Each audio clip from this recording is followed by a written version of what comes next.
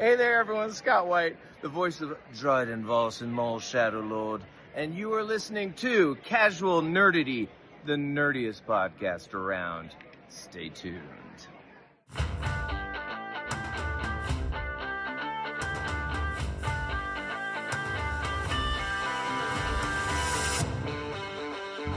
Casual Nerdity is a podcast celebrating and discussing the pop culture that we love. Movies, TVs, comics, books, games, you name it. Our aim is to talk about the good, what worked, and yeah, sometimes what didn't. All with an eye towards building up, not tearing down. Thanks for joining us. Welcome back to the Casual Nerdity Podcast, everybody. Hope you're doing well. I'm Daryl. And I have with me... Hello? Oh my gosh! Dragon Ball called me out! Our podcast! Daryl, you prepare me for that! And I'm Lauren. And that's Nick, who's losing his mind. Yes. Yeah, I did not tell you about that.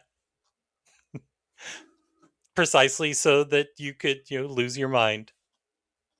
So, before we get into our subject matter here, my lovely wife Stephanie, who does the voiceover that you hear every week, and I worked Rebel Scum Con, a local Star Wars convention, a couple of weeks ago, and she spent most of the weekend working the table of Scott White, the voice actor who voiced Dryden Voss on Maul Shadow Lord, and he's also the voice of Jazz in the War for Cybertron video game, among many other things that he has done. And he was an awesome dude and offered up doing that bumper for us.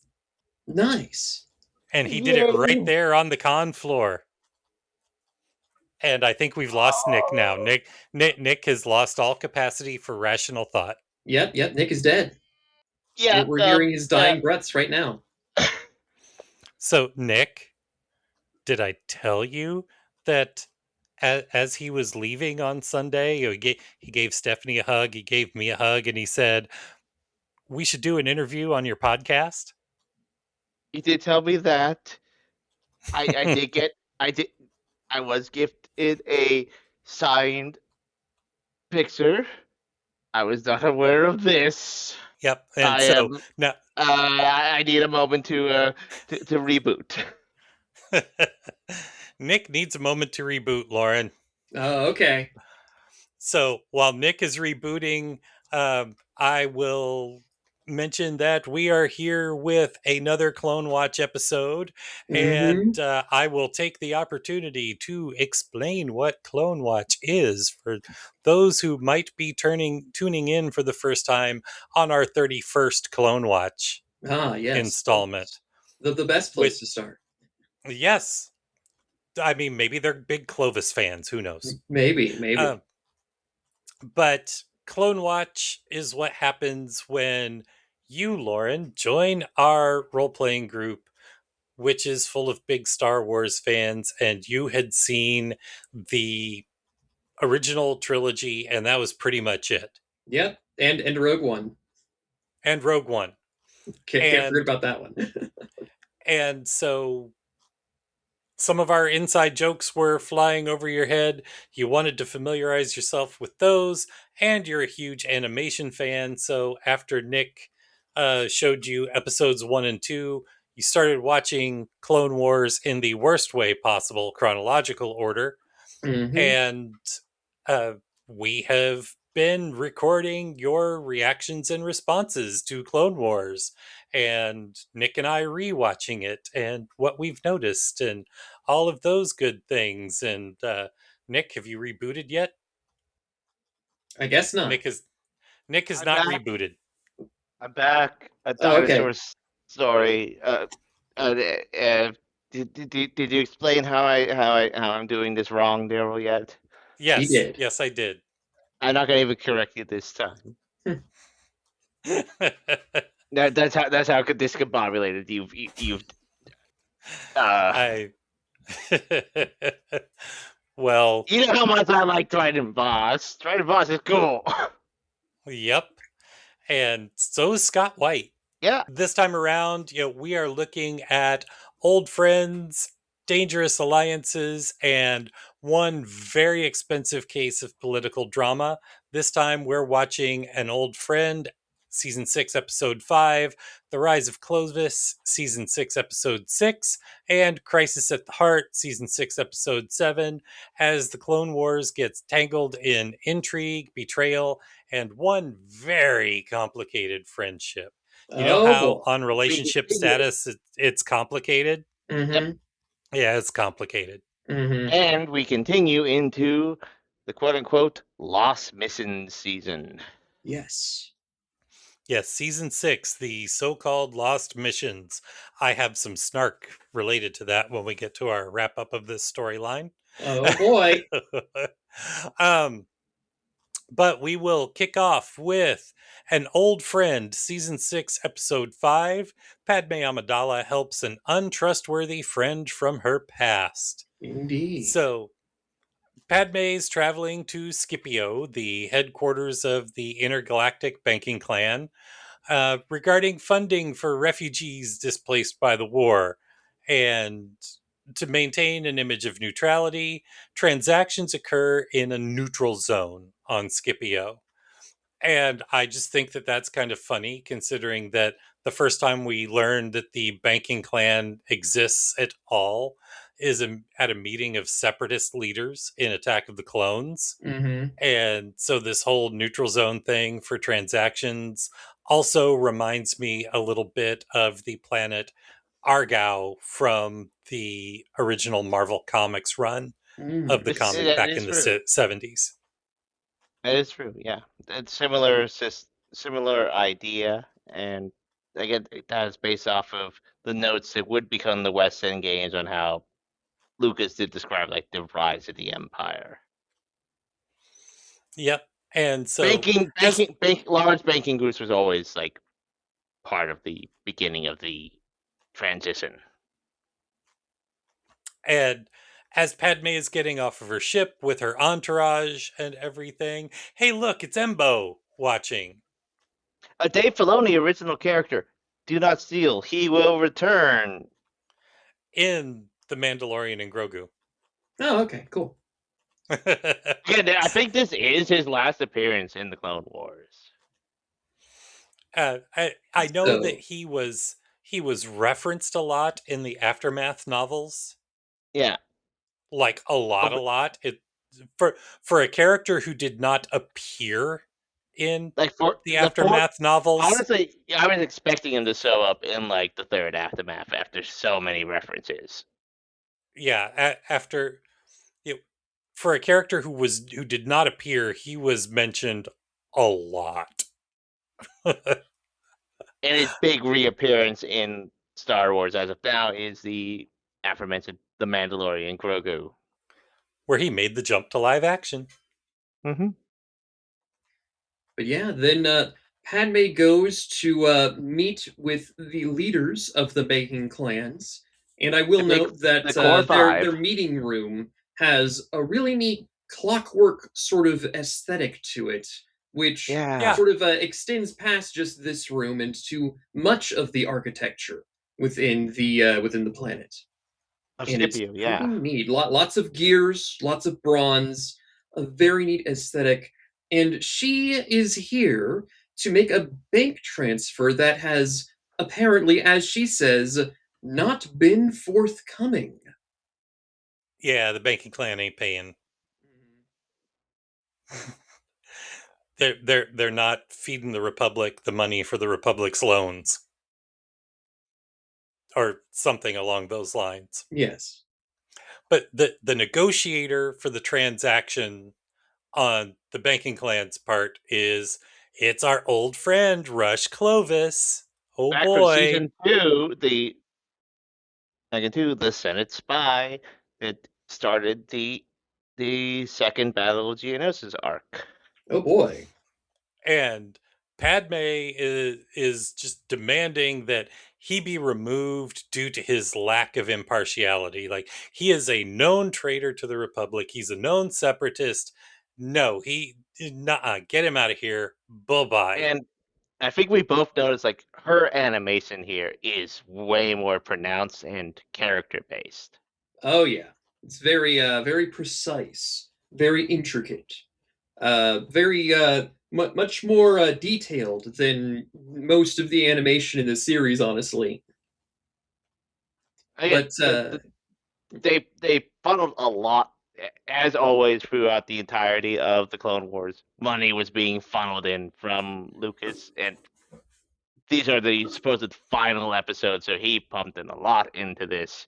But it's like, yeah, no, this was like a near quantum leap because Close had actual movement on the characters. The characters had a lot more animation to how they walked and just gestured. oh yeah, yeah. After Padme says that she doesn't want Clovis around, the banking clan tells her to get out because they trust Clovis. They think that he's the man, and as such, she leaves and returns to her room. And what does he do that's totally normal? Well, afterwards, he breaks into her room that night. Yeah, totally normal. Her Yeah. handmaiden, which again we get to see Padme's Mhm. handmaidens. Mhm. This one's Telka, and she notices him before she does. And Padme is has learned a valuable lesson to just like pull out the gun. Oh yeah, she's got a gun, and Clovis is like, "How'd you get a gun in the neutral zone?" She's like, "I've got my ways." Yeah, and that's one of the things that I was saying reminded me of Argyle from the Marvel comics. Mhm. So just a slight little tangent Oh, into the it's a old Marvel very similar comic. arc. It's a very similar. Yeah. So there was an issue. It wasn't even an arc in Marvel. It was a single issue. So Leia goes to the banking planet Argao to secure a loan for the Rebel Alliance to buy new X-Wings. And Mhm. Argao is like this banking world that every single visitor to the planet is prohibited from being armed. Mhm. And conversely, every citizen of Argao must be armed. Mm. And it's a whole thing about there's a whole thing with ensuring that identities are who they are, and of course Vader and a goon squad with special powers that are more comic booky than Star Warsy are Mhm. there. And there's all sorts of twisteroos, and Leia I'm surprised has you haven't said that yourself yet. Or have you? oh I have oh yeah Oh, I think it was in my Raggedy Edge campaign that I sent the players to Argyle. oh, nice, cool. Yeah. Oh no. I have stuff for Argyle. But you know, long story short, there's shenanigans with Vader and Leia both smuggling planets on or weapons onto the planet, and the rebellion uh treasurer or whatever his official title was, turns out that he had been killed sometime before, and this was a droid replica that was smuggled on. And when you come onto Argao, all they do is they check you for weapons. Mhm. But on your way out, you have to go through full body scans to make sure that you're not like smuggling out precious metals or anything. Mhm. Like when she arrives on planet, there's a guy who's like smuggling out some gold that he's had implanted in a rib, and they just gun him the hell down Ooh. right there in the spaceport. um but she has to part of the whole thing is she's been planning for Vader to be there so that she can trick Vader into quote unquote killing the rebellion treasurer so that he's not detected as a droid on the way out. Mm-hmm. Because if he's detected as a droid, then the transaction is fraudulent because he's not the real guy. Ooh. And then, Vader also pulled a little twist on it because what Leia had been using to secure the loan was the crown jewels of Alderaan. Mm-hmm. And Vader took possession of those. Ooh. So yeah, nobody left happy except the rebellion got the money for their new X-Wings. Well, okay. People say that Star Wars was weird when it talked about like trade negotiations. Yeah, but hey. So Clovis, after breaking into Padmé's room, tells her that the banking clan is on the verge of collapse.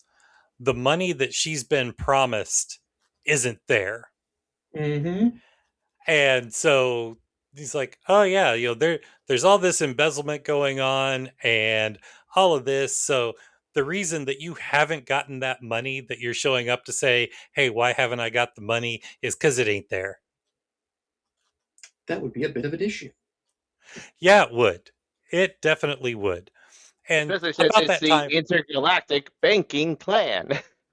yes. And so about this same time, Embo opens fire and Clovis is like, oh, they're trying to kill me because I know what's going on with the banking clan. And that's why all of these shots are being taken at us. Mm-hmm. And he makes a classic escape that's very reminiscent of Aladdin, where he drops off the balcony into a floating vessel. Yes. Meanwhile, afterwards, Padmé calls up Palpatine and tells him what the situation is with the banking clan. And Palpatine tells her to trust Clovis. So yes. The next day, she arrives to the vault and states that Clovis's presence is acceptable, but she demands to go inside the vault in order to ensure that the transaction can occur appropriately. Afterwards, Clovis takes Padmé back to his private residence to help avoid the assassin. There, they create a plan to get the data from the vault, where he will plant an explosive to knock out the power and create a distraction, trapping her in there for a brief period of time. But wait, I've heard this before. A senator from Naboo traveling with a untrustworthy individual to a private residence. The phrase is escaping me, but it seems like some sort of repetition. Yes. What? Are you saying that... Again, it's like poetry, so if they rhyme. Yeah. Yeah, they're planning their heist. Mm-hmm. In front of a fireplace. That's the least romantic place of any location. Exactly. Oh yes, not romantic at all. Mm-hmm. We'll put a pin in that for the next episode. Yeah. How big of the paint are we putting in there? Is it like roughly like? It's like the size of the Washington Monument. Mm-hmm. So there we go. Then at first, the plan seems to go off without issue. Clovis is not allowed to leave to plant the explosives, but it's okay because Padmé's assistant goes off to do so instead. However, after she does plant them, she's taken out by the assassin. Now, she does manage to knock out the power, and in turn, Padmé does manage to get the information and get out of the vault successfully. However, not too long after, she gets taken into custody under suspicion of espionage. That said, she does manage to get the info over to Clovis before she's taken in. Yep. And what could possibly go wrong with Clovis having the information? And what else could possibly go wrong from here? Oh, she's released into Anakin's custody. Well, first, we are given the bizarre, false impression of to not know who this is. A Jedi shuttle arrives. R2D2 is there, and large, heavy boots are there with red pants. With red pants. Oh wow. Wonder who that could be. Who could it be? Who could it be now? Oh.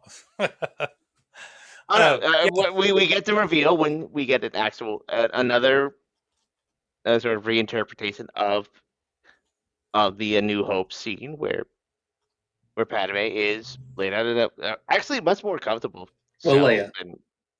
Yeah. Originally it was Leia. Now it's they rhyme. And it's gasp, Anakin Skywalker. Whoa! Who could have guessed?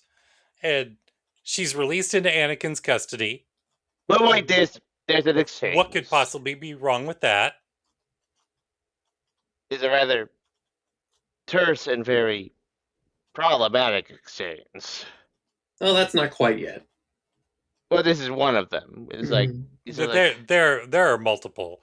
Anakin is. If we talk about all the problematic exchanges, we'll probably be here for like 7 hours. But let's say this is the first.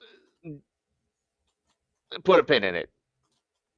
Yeah, needless to say, he's not happy to hear that Clovis is involved in all of this. Mm-hmm.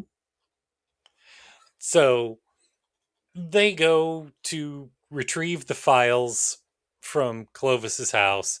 They find him there, which, surprise, Clovis is at his house.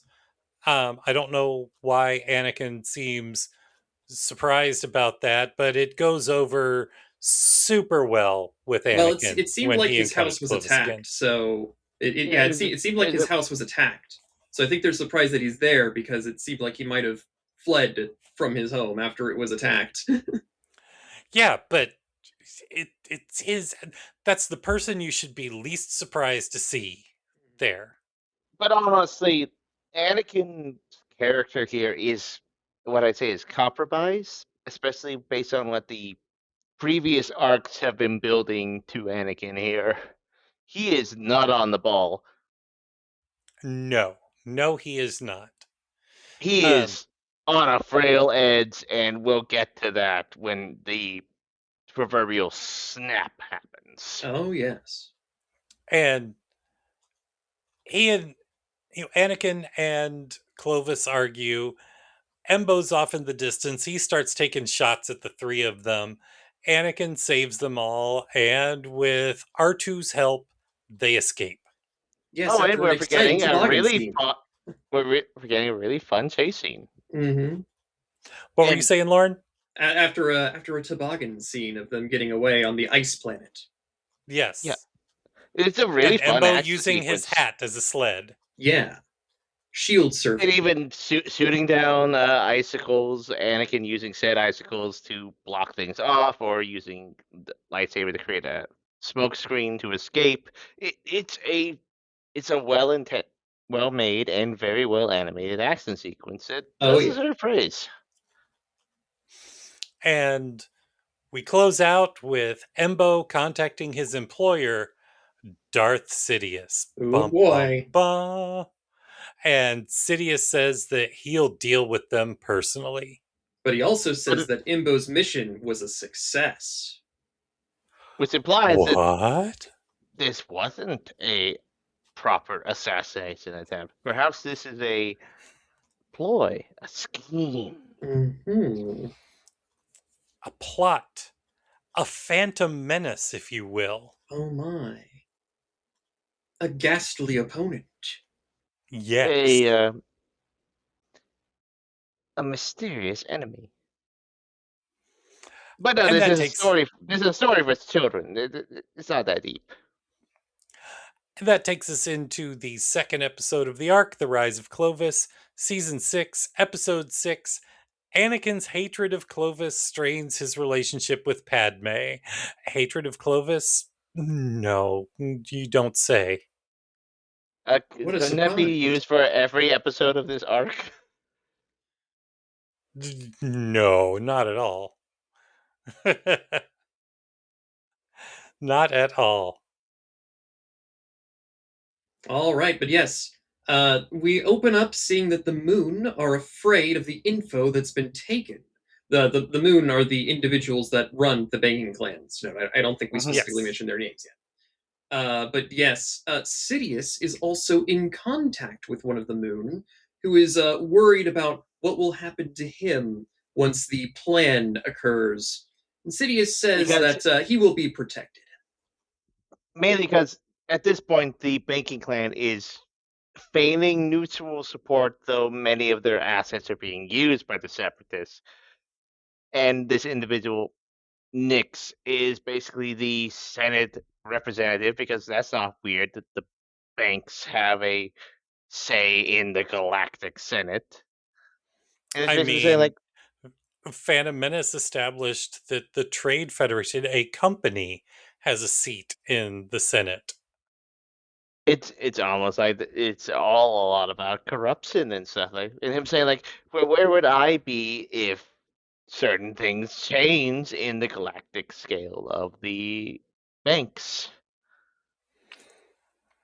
And Anakin, Padme, and Clovis arrive on Coruscant with the banking clan files to expose the corruption in the clan. Yes, yes, and Yoda is there to greet them upon their arrival. Apparently, Palpatine himself suggested Yoda do so.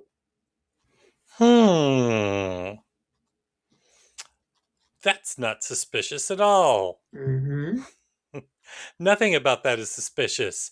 And it's not suspicious when Palpatine puts Padme in charge of the investigation. Mm-hmm. And when he does that, here comes another wonderful, totally unproblematic Anakin moment when Anakin demands that she step down, saying, I am your husband. You need to do this. And I want to call That, this out exactly. This multiple times Padme in this series has come to Anakin to speak to the Chancellor, to speak out against the Jedi, etc., etc. And he said no. But the minute the Chancellor asks Padme, and he say, like, I don't know, you don't listen to the Chancellor. yeah, and this conversation just does not go over well It with does not. Padme at all. It is, And and I again, do not blame her. I'll give credit to the voice actors. It feels natural, Mm-hmm. but it's very uncomfortable. Oh, yes. Oh, it's a horribly uncomfortable scene. But it's Because meant to be. So it's yeah. it's again, like, it's meant to be. Like, a lot of times I'll call out scenes that are like unintentionally uncomfortable. But when it's actually uncomfortable, like, that's the intention here. We're supposed to feel like this feels bad. Yep. But yes, we do cut away for a moment where we see that Dooku is meant to entrap Clovis, putting him in charge of the banking clans while also making him reliant upon the separatists. Basically, to get control of the clans once more. Yep.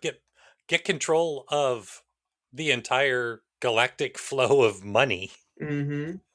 But then we cut back to Coruscant once again, where we see Obi-Wan go up to Anakin and talk about something. In his room, which is actually an interesting. We've not seen Anakin's chambers at the Jedi Temple, Yeah, I suppose we haven't.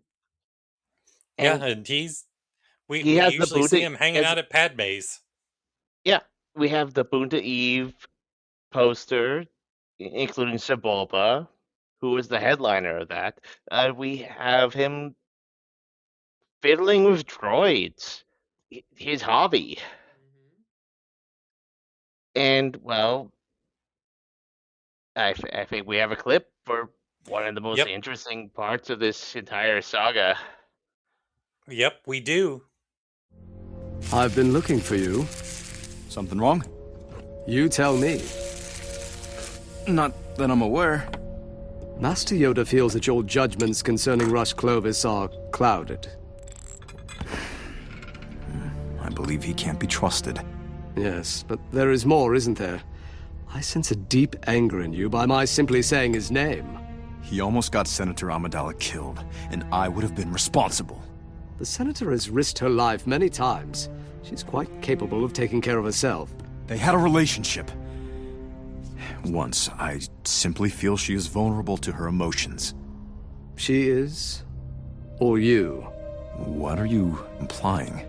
Anakin, I understand to a degree what is going on. You've met Satine. You know I once harbored feelings for her. It's not that we're not allowed to have these feelings. It's natural. Senator Amidala and I are simply friends. And friends you must remain. As a Jedi, it is essential you make the right choice, Anakin. For the Order. I understand my responsibilities. Responsibilities that must be observed whatever relationship develops between Clovis and Senator Amidala. They have no relationship. It is simply business between them. Then we should have no problems. Should we? Now, before we chew on that scene a little bit, since Betsy isn't here, I'll say it for her. Obi-Wan, just tell Anakin you know. You're dancing around the subject, hinting that you know by bringing up Satine. Just fucking tell him so that maybe there can be some sort of healthy communication and relationship here. Oh, that's better than I was gonna say. I was gonna say that Obi-Wan's ballet dancing around this, but no. You brought in the proper Betsy cadence and word choice. Yeah, did I channel my inner Betsy well enough? Yes, I'd say so. But But you were correct. Yeah, I'd be a lot more gentle because I like to keep things in pseudo spoiler territory. He knows. He fucking knows. He fucking knows. And he's saying like, Anakin, just talk to me. Talk. He's begging him to talk to him. Well, why doesn't he then just say, talk to me, I know what's going on? Because Obi-Wan's still part of a cult. I mean, he believes believes all the dogma. We have later produced media that's set before this that establishes, oh yeah, Obi-Wan knows. But again, he doesn't want to admit it because again, he views that as a failure as a Jedi Knight, and if he views that as a failure as a Jedi Knight, then he's contributing to Anakin's failure, which is part of Obi-Wan's story arc. So instead, keep quiet about it so that Anakin has no outlet and has no choice but to fail. Why do you think Obi-Wan feels that he's his failure, that he failed Anakin? He eventually realizes it. He just didn't know how to deal with it. When it's too late. Yeah. Far too late. It's a tragedy for a reason. But yeah, just imagine how short Star Wars would be if the Jedi had actual therapists on payroll at the temple. Oh yeah, the Jedi had therapists. We'd be done. There would not be a Star War.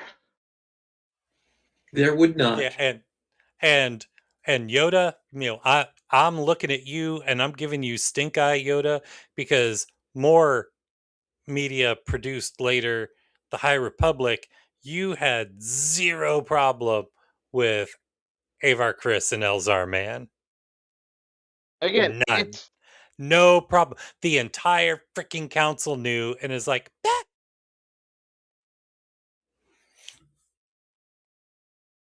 No, again, like, it's everyone that says, like, oh, the Jedi were great and all. No, they were basically a whole bunch of hypocrisy steeped on popping themselves into a house of cards. Yep. Anyway. And then it fell apart. Moving on. We cut to Padmé and she's serving up some dinner after apparently going to the opera to work with. And she was in the dress. I have that later. Hush. Okay. After going to the opera to work with Clovis on finding the evidence that they need, but I want to know why exactly after all of her protests to Anakin about everything being just totally above board and professional and it's just a working thing with her and Clovis, is she wearing a variation of the Naboo bondage seduction dress TMCR to do all of this? Yeah, I remembered this and saw that our good contributor Betsy included this in our notes. But it was also the accents she did when she served food to Clovis. She stepped in front of him, and if the point of view camera was pointed at from his point of view, it was not a non-pleasant view.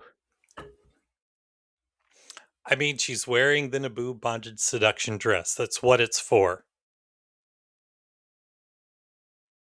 We learned this in Attack of the Clones.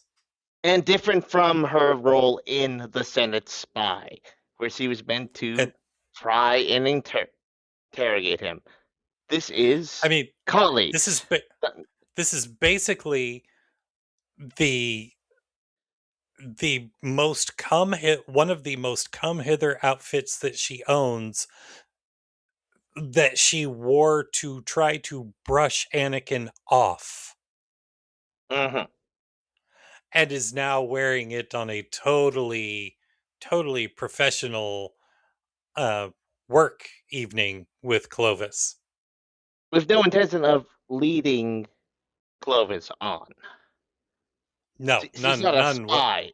She's not trying to goose him for information. They're looking at the same information. They're just having food right now, and yet she's serving him food, leaning over in front of him to cut up the food. Yeah. Yes, Clovis does keep trying to flirt and get intimate with her, and she continuously rejects the advances. Well, she did the same thing when she was wearing the dress with Anakin in Attack of the Clones, too. This is her thing. This is her thing. It's weirdly incanon for Padmé, but it's weird that Padmé's character is that, because again, she's not trying to entice him into anything right now. They're on the same page. All Clovis needs to do is commit a genocide. Oh, obviously.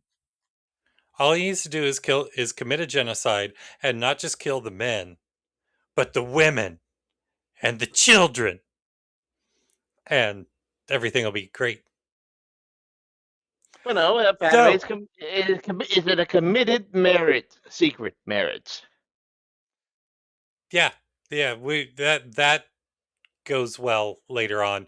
So Padmé and Clovis go over the records showing where the banking clan is losing money and having it stolen, and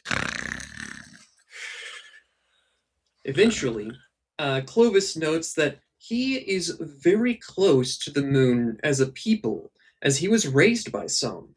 This is why the situation with the banking clans is so important to him.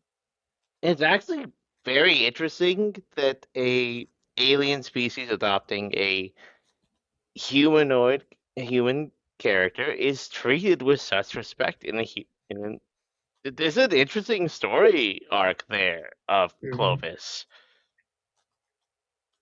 Yeah, The idea that he is as respected as a moon, which again the moon are associated with the banking clan. He is basically a member of the banking clan despite not being a moon.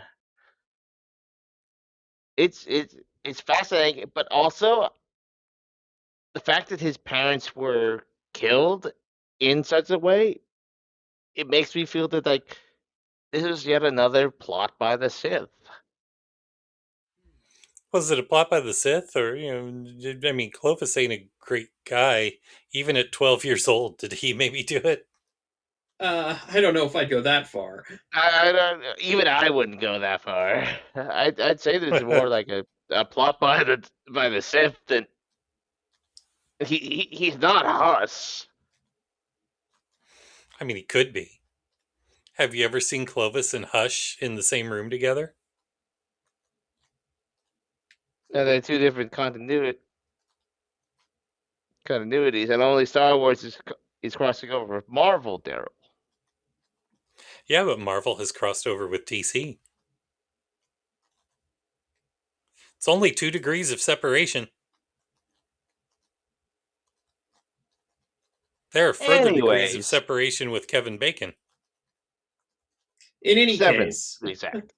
In any case, after Padmé keeps up the "oh, we're totally just friends" cover about her and Anakin with Clovis, he tries to kiss her, and naturally, this is the exact moment that Anakin comes in right then and goes all possessive, jealous, angry man, beating the crap out of Clovis, force choking Clovis. Clovis challenges him back. "Oh, big man, fight me without your Jedi tricks and your lightsaber." And Anakin throws the lightsaber on the ground, like, "Fine, come at me, bro." And punches him straight with his robot arm, and even parries his fist with his robot arm. Mm-hmm. Yeah. So it's never a fair fight. And honestly, the fight is not glamorous. It's not stylized. It's brutal. Oh yeah. It's intense. It is the way I have always described the fights and the violence in the Watchmen comic. It's brutal, it's ugly, it's up close, and it is basically shown to not accomplish anything. It's not cool. It does. You don't feel good watching it.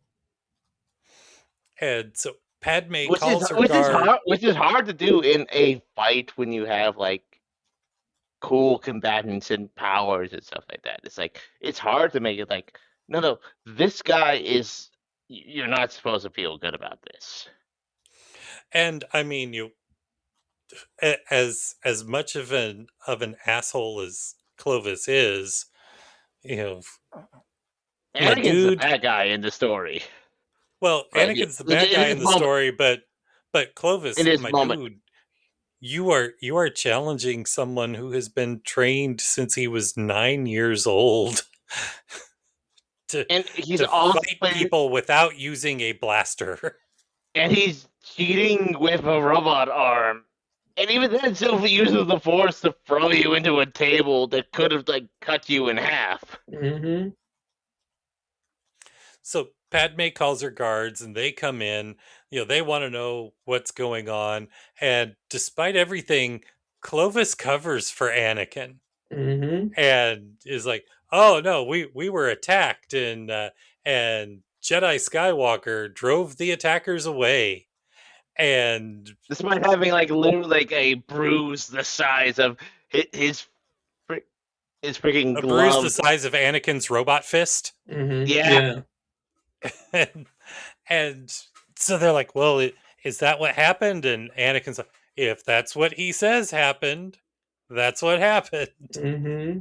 He walked. I mean, he walked right into that fist. He didn't see what happened. I appreciate Anakin's wording there. He doesn't say, yes, that's what happened. He says, if that's what he says, from a certain point Again, of view. Mm-hmm. again, a lot of this is contributing to and building to the inevitable. What we know Anakin's fate is going to be. Yes. These are crucial points and moments. And so Padme and Anakin have another awkward, uncomfortable conversation. Mm-hmm. But one of And the best, the most yeah, honest conversation they've probably ever had on screen. Probably, yeah. and she She, tells him, go ahead. she's scared. She's scared of him, of who he can be, and if she even knows who he is. But I mean, she dug it on Tatooine.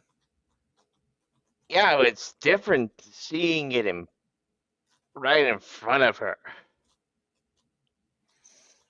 But She could justify. Again, like, this is also a way to criticize Padme. It's like he was seeking supposed justice for the death of his mother, and it was in a moment of grief. This was petty jealousy and near murder in front of her. She never saw that side of him. She saw the regret, the conflict. And so she ultimately tells him that they should take a break, which we all know how well that worked for Ross and Rachel, too, right? I definitely know what that reference means. Yep. And I mean, I guess, I know that. if I grew up with that. I guess, we're all kind of lucky, and they're all kind of lucky that there was no like copy girl at the Jedi Temple. Oh, Mm-hmm. no. Yeah, that I think that that would have ended with all of Coruscant dying then. Yes. And so Dooku contacts Clovis and offers to put him in charge of the banking clan, and even starting to pay the interest on the separatist loans, which they haven't been paying, which is also part of why the banking clan is about out of money.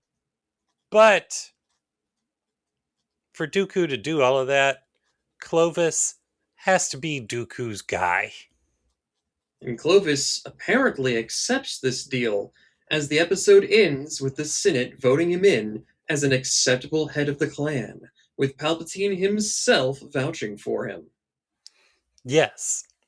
So this brings us back again to, why does the Senate have control over who the banking clan puts in charge?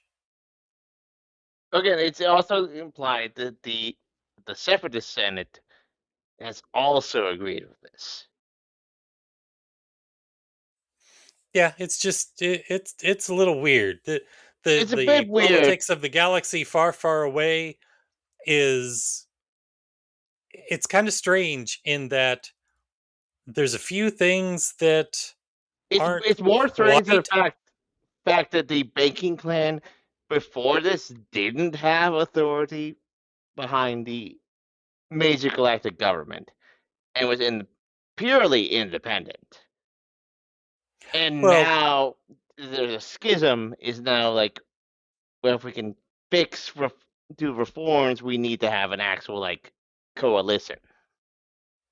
well, the other thing that I find kind of odd and interesting about it all is that there's things that are different from our real world system, like the Trade Federation and the banking clan having seats on the Senate, presumably on both Senates. But it's not so far out of place from where we seem to be heading right now? Daryl, are you implying that Star Wars is saying something about our world? Foreshadowing is a literary device. It's also notable that while Clovis had the acceptance of the Senate and the Separatist Senate, he also had the Moon themselves supporting him being put into this position on account of the whole Moon backstory that he talked about previously. Yeah, it's almost like his entire life has been leading up to this moment. Are you implying some sort of grand conspiracy, Daryl? That would just be crazy. Orchestrated by some sort of Dark Lord. Some crazy Phantom Menace? No. Some spiritual rival. And that takes us into the final episode of the arc, Crisis at the Heart, Season 6, Episode 7. Rush Clovis's deal with the Separatists backfires. Uh-oh. So we go back to what? I'll go back to when I talked about like with the Netflix descriptions of these arcs, like spoiler alert. Mm-hmm. Right. So we go back to Scipio, where Clovis is installed in charge of the banks. And we see Padmé as representative of the Republic and a representative from the Separatist Senate. Yes, yes. And the Separatist representative is unsure about Clovis, but Padmé states that she has trust in him. Does she have trust in him just because Anakin beat the ever-loving snot out of him? Because she didn't trust him, the last 2 episodes. Yeah, I think it's more that going through very many confusing she understands that he does legitimately care about this particular element. Or, since we don't know the actual, timeline of events, is the baby starting to eat her brain? Who knows? Don't know. Who knows? Don't know. So, Dooku is there, and he's all like, yeah, no, so we're not paying that interest after all. And if you want the bank to regain its money and me not out you as getting the information that put you in power from me, yeah, just raise interest on the Republic's loans.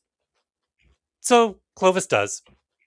Yep, he sure does. He is at a rock and a hard place. And Yoda says that Anakin may have been right about Clovis. Hey, in your blind rage of jealousy, you might have been right about that guy who also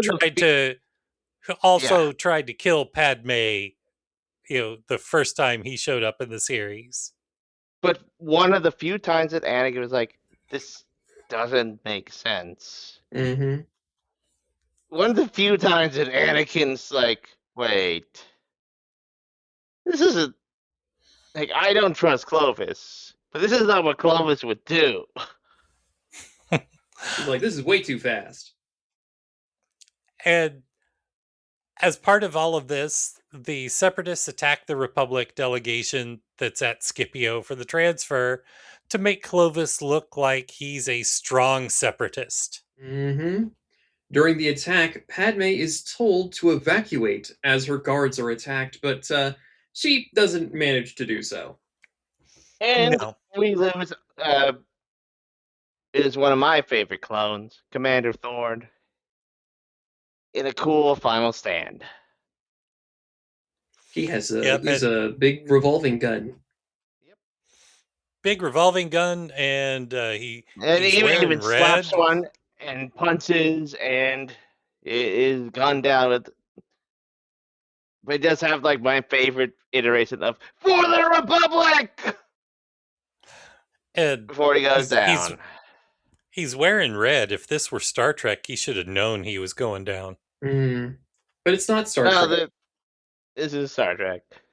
But I will say, no, I said if it was. But it isn't, so he should be fine. Yeah. But part of this was in Star Trek that people wearing red ever die. If you're wearing red in any other context, then you're perfectly fine. We all know that. Well, wait. Red Squadron was in A New Hope, and a lot of them went down. So, well, only 2 of them made it out. Yeah, so those 2 are fine. So it's fine to wear red. But 10 others of them, not so much. Yeah. Including 2 out of 12. That's fine. Are you discounting Porkins? Maybe. He died too, Nick. I know. I said it. Are you saying that Porkins didn't matter? Maybe. And Biggs? Maybe. There's a whole comic about Biggs and Porkins taking a vacation together. Oh boy. They go to the beach. I think we failed. I think we failed this experiment. But so Dooku takes Padmé prisoner, and she tries to resist by grabbing a blaster from one of the battle droids, and Dooku uses the Force to make her shoot the Separatist senator who's there. Ah, yes. Murder. A classic. And yes. I feel that's underclass. Like, a senator killed a fellow representative. But did she really? I mean, it could be easily played by Count Dooku. Are you going to tell me that Count Dooku is going to turn that into a propaganda video? It's never going to come up again, is it? It's never going to come up again. Mm-hmm. So apparently, no, he isn't going to do that. But it's still like it would if he used it to continue the war. It's like literally seeing Padmé Amidala, the most peaceful delegate. The most peaceful delegate who somehow always finds herself in a firefight. Somehow. And single-handedly led her forces to retake her palace on Naboo. Mm-hmm. So yes, after that, the Senate chooses to rescue the banks with Anakin in charge of the operation. Sidious at the behest of Palpatine. Palpatine. Mm-hmm.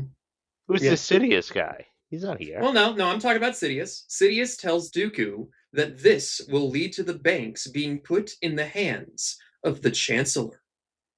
Dooku then leaves without all of his forces, not going to assist Clovis in the ongoing battle. And I don't even remember the details of what happens here. I just put in my notes, fight, fight, fight. Yes, there is quite a bit of fighting. Yes. I mean, it's a good fight. It's good. Like, the action sequences are great. The new models for all the ships and the battle.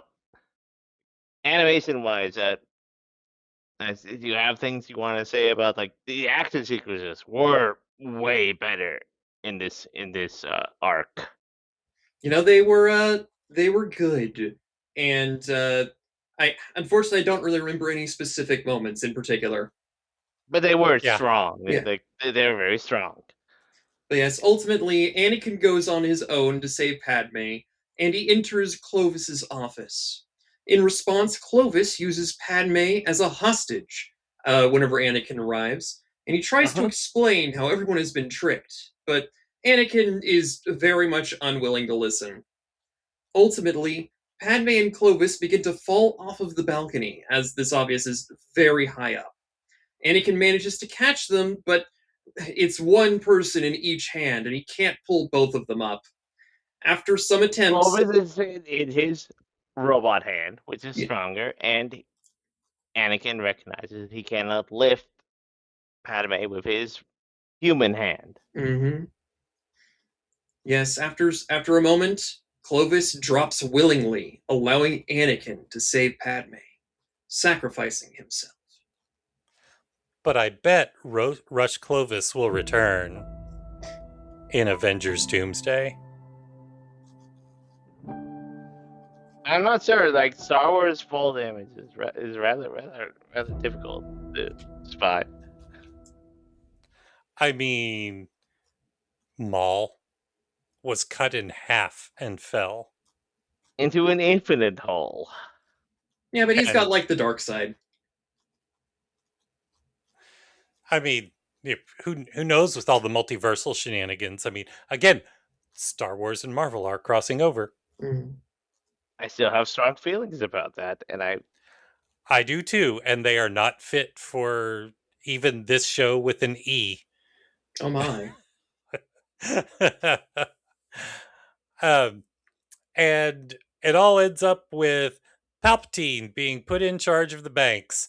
Yes, the leader of one of the two governmental factions is put in charge of all money in the galaxy.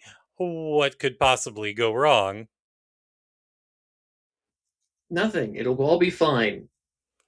Everything will be lovely and beautiful and perfect. And that is the end of the Clovis arc. And if you guys don't mind, I am going to go first. All right, sure. With my summary here. Yeah, this arc could have been an email. We didn't cover any new character ground that we haven't covered before. The only thing of consequence that really happened is in the final minute of the arc where Palpatine is put in charge of the banks. Probably, yeah. I mean, this I'll whole... disagree. I like the little minutia, and maybe it's because of the enhanced art style, but I do like how there was a lot more character to Padme. The discussion between her and Anakin really resonated with me. I mean, was that worth 3 episodes? We can sort to 2. Everything could have been accomplished in 1. Everything could have been accomplished in 1, and especially when you consider, as you mentioned at the top of the episode here, these are the lost missions that were completed for Netflix when Cartoon Network just kind of unceremoniously dropped it at what would have been a fitting finale for the series. We have limited number of episodes, and these were lost missions that could have stayed lost for me. Honestly, I'd say these 3 episodes. I'd say these. You're saying that above the next 2 episodes? No, I'm saying these 3 episodes were lost missions that could have stayed lost.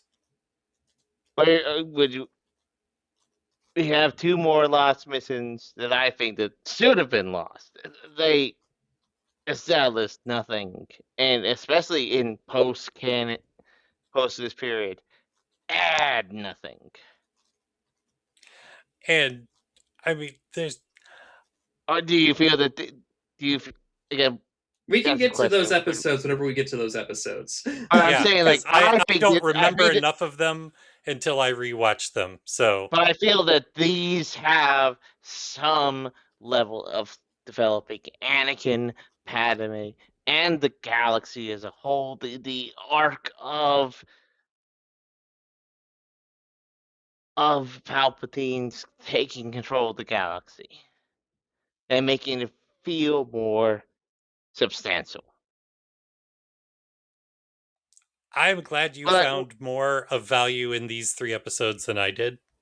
When I say that they're great, no, the previous arc, the previous arc, way better, amazing, necessary. But I felt that there was some worth to this, and some emotional depth, and some amazing work in animation. So I am not sure that the story that these episodes told, despite all of that, was worth the limited number of episodes that we had to revisit Clone Wars for what was presumably going to wrap everything up. Oh, I'd agree. There's supposed to be a Boba Fett arc. There's supposed to be a arc about kyber crystals. They were supposed to foreshadow the Death Star. There was the Dark Disciple arc. There was Dark Disciple, which was supposed to be like literally like a season worth of arcs. But we got financial quagmire and Anakin being jealous of Clovis again. We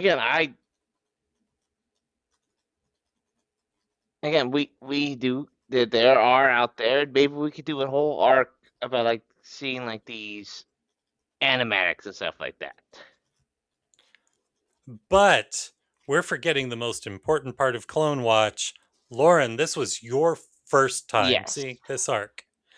I'm being grumpy old fan. Nick is being optimistic, glass half full. Where are you on this arc? Honestly, that's more important. No particularly strong feelings about this one. It was fine. The moon planet was pretty neat. I like their architecture. Skippy was cool, and a cool bank planet, and even the RPG system is like that. Was like cool heist place. Yeah, they had a neat little heist scene that was nice. There was the relationship between Anakin and Padmé, which has never felt like honestly that core of an element, despite the fact that it really should be one of Anakin's defining character traits in general. It's just Padmé and Anakin don't show up in tandem that much. Having a final Padmé episode is pretty reasonable. She's been a pretty substantial part of the series in general, but it feels like she kind of got shafted near the end. So this is sort of a final adventure for her, I imagine. Honestly, some of the best Padmé we've gotten in the whole series. Mm-hmm. She's strong. She does things. And also the shield hat guy showed back up again, and that was he's pretty cool. He's really cool. But yeah, just overall, it was fine. No particularly strong feelings about it. Yeah, it's like I have been very harsh about it. I don't hate these episodes because the opposite of love is not hate; it is apathy. And this is true. I am apathetic to these episodes. Honestly, I have never felt this level of apathy from you, because again, I do like them, but they're not my favorite episodes. But I have never felt this level of apathy from you. I just don't think I saw anything new or enough new to justify squandering 3 episodes of your swan song. Honestly, even my favorite part was the chase scene, and that's cool. It's really cool. It was a neat chase. It probably took a lot of effort from animators and stuff. It's like again, I don't want to like defend all that, but I did like it, and there's a lot of stuff I liked. And like I said, Nick, I am thrilled that you found more worthwhile in it than I did, because as I say quite often in conversations online and things like that, if we all liked exactly the same things, the world would be a really boring place. That's true. So, I did find enjoyment in like small things. Like I still not figured out like a proper reason why there was a clockwork theme to Scipio and the moons and the Because Baking it's Clan. cool. It's because it cool. looks cool. It looks cool, but I kind of wish there was a little bit more to that. But it's like I did like it. Mm-hmm. I don't remember if I said this since we started recording or before, but honestly, watching the first episode of this arc, I zoned out. Oh It did no. not hold my interest. And when I watched episodes 2 and 3 the next night, I was making a concerted effort to pay attention because it just was not holding me. Yeah, that's fair. It's like, honestly, I think this might be a good casual nerdy episode to describe. Like, you don't have to like everything in the franchise. Yeah, I used this line earlier today on the Discord server of our friend Nate from the Tabletop Empire YouTube channel. We were all talking about this same kind of thing, not Clone Wars specifically, but I repeated something that I've heard others say that I think is fantastic. Star Wars is a restaurant. You don't have to order or even like everything on the menu to say that you like Star Wars. That goes back to one of my best lines from many episodes ago, where I talked about how one of the biggest strengths of Star Wars is that there's just a lot of it. And so there's probably something out there for most people. I think that's what makes it a pop culture's standard. It's like the original Star Wars cast a large net by taking a lot of mythological and classic tropes. And so that wait a second. Past everything that, it just casts a large net and everyone comes into it. I think I figured out why Nick likes this arc so much more than we do, Lauren. Oh yeah. Nick is probably putting together a Clovis cosplay for Celebration for next year. Oh, okay. What? Wait. Who? Daryl, who's? Wait, that. I'm not doing that. Daryl, I don't even know how to do a cosplay at all. Obviously, you're getting Betsy's help with it. I mean, Nick, that's exactly what someone who wanted to make the Clovis cosplay a surprise would say. Daryl, I'm not even seeing what your scheme here is right now. So there's no scheme. I've just figured it out. You are a fan of this arc because you are using it as reference to figure out your Clovis cosplay. And you're exposing yourself to it a lot, and you really, really like the arc, and that's part of why you want to do the Clovis cosplay. I am not following you. What's it? So I'll be completely honest with you. I am not. Sure. That's okay. I will act surprised when I see your Clovis cosplay at Celebration in April. Challenge extended. No. I do not want to be Russ Clovis. I have. Yeah, what the hell are you doing? I am not sure you heard it here first, folks. If you're going to Celebration 2027, look for the Clovis cosplayer, and that will be Nick. Stop, Daryl. I am not even. I want to be the stranger. Sure, I want to have like the cool mask and the lightsabers and the abs. I'm working on the abs. No. Anyway, I've broken Nick again, Lauren. Of course. And I gotta be a stranger.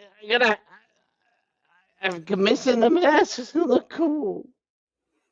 Nick, you could have just bought the Black Series helmet. My head's a little bit larger, and it's comfortable. Okay. So, should I bail you out by going to our closing notes now, Nick? Yes. Okay. So, thank all of you for joining us for Casual Nerdity and another episode of Clone Watch. If you're enjoying the show, there are a few ways to support us.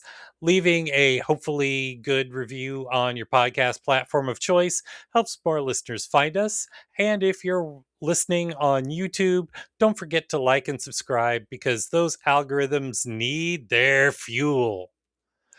And you can also support the show directly by grabbing a t-shirt from our merch store at store.casualnerdity.com. And of course, come hang out with us on social media. We're Casual Nerdity, all one word, on Facebook, Instagram, Threads, and Twitter/X. And we are casualnerdity.com on Blue Sky. So until next time, may the Force be with your hot takes and your Clovis cosplay. Yeah. No, not that one. Bye-bye. Bye. This has been Casual Nerdity. We hope you've enjoyed your time with us and look forward to having you back.